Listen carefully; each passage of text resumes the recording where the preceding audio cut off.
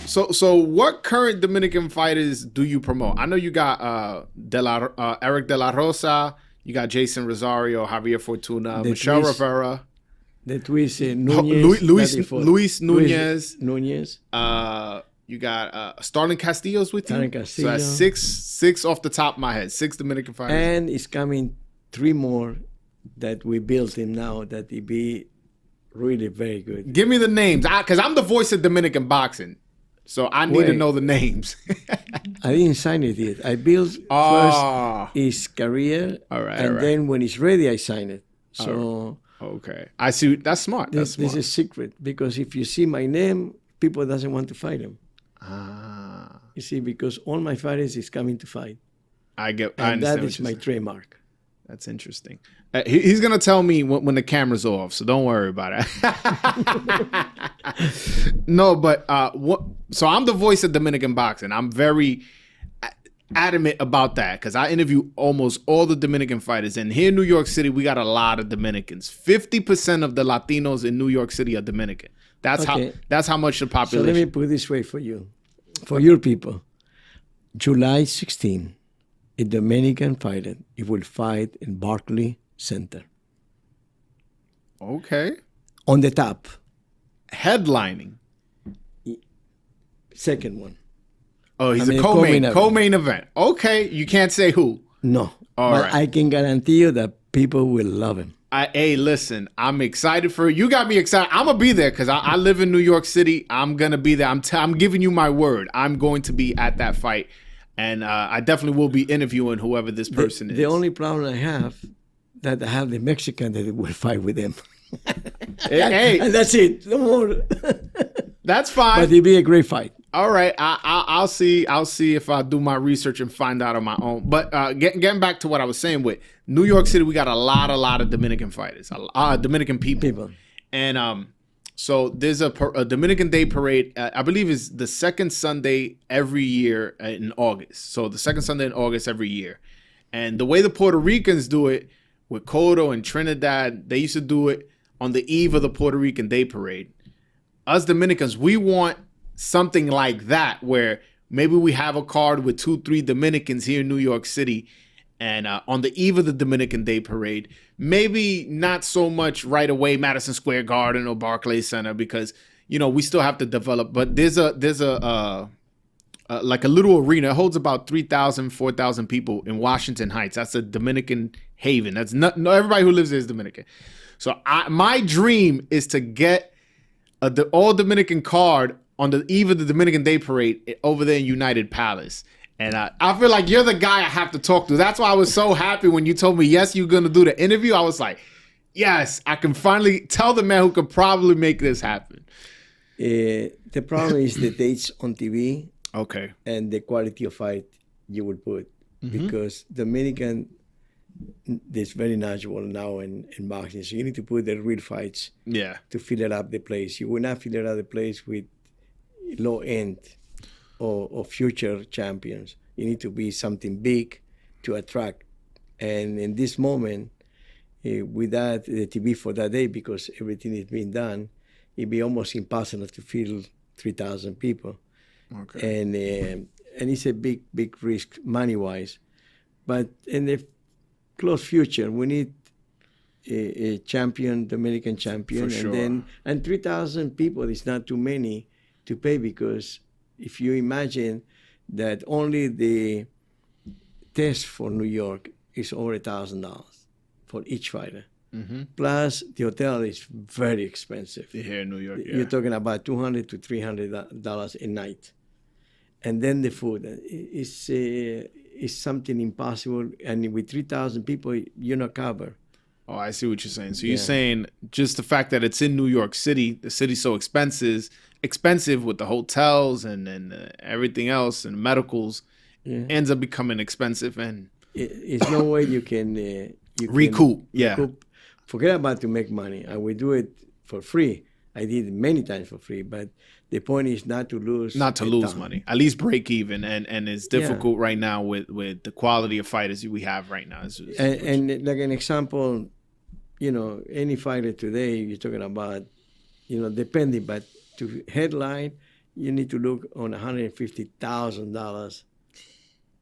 I mean, in the low end. Yeah, that's on the low end. Yes. Yeah. So how you do that? Yeah, and doing a show box with all Dominicans, kind of like how you did in Florida, is not possible here in New York because of those reasons. I did it in Florida, and I'm break even. But if I do that in New York, it will not be enough people. You will not sell because I'm sorry to say that. You're Dominican. No, speak the truth, man. We talk the truth on this show. Dominican people love to go see boxing, but for free. Okay. And in Dominican Republic, everybody is your friend if you let it come in. But I have my partner Manguita, that is Cesar Mercedes, and I went on the first show in Dominican Republic. Hey, Manguita, go in, you know. So let's put it. I say, Manguita, why you give me for free? You will not pay, but at least it show on TV that is full. It's full. So that way that it was misled to the people. Now everyone want to be for free. You cannot.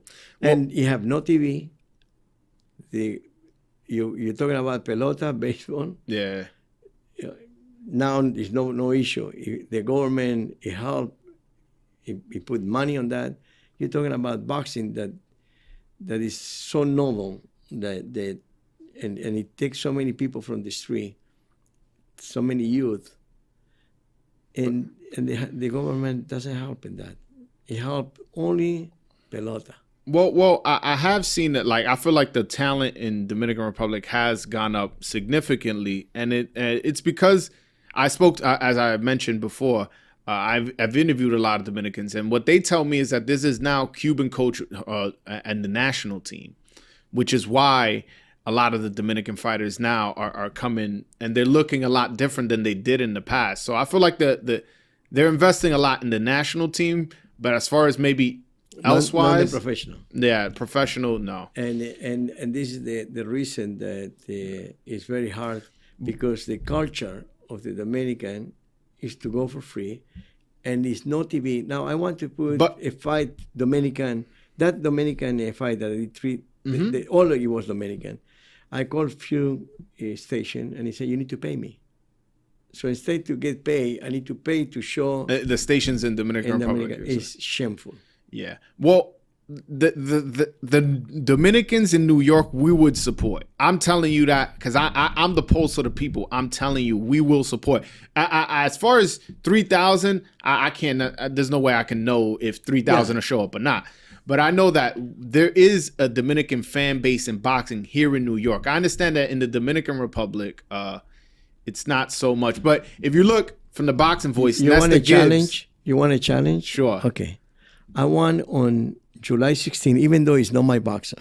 Okay. Okay. I want to see how many flags of Dominican Republic you will show in Barkley.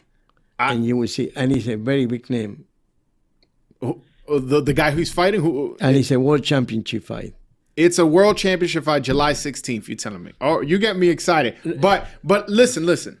What I always tell people, anytime I speak to a manager or promoter, I always go, listen, I'm willing to help in any capacity for free to help get Dominicans here in New York to fight here in New York.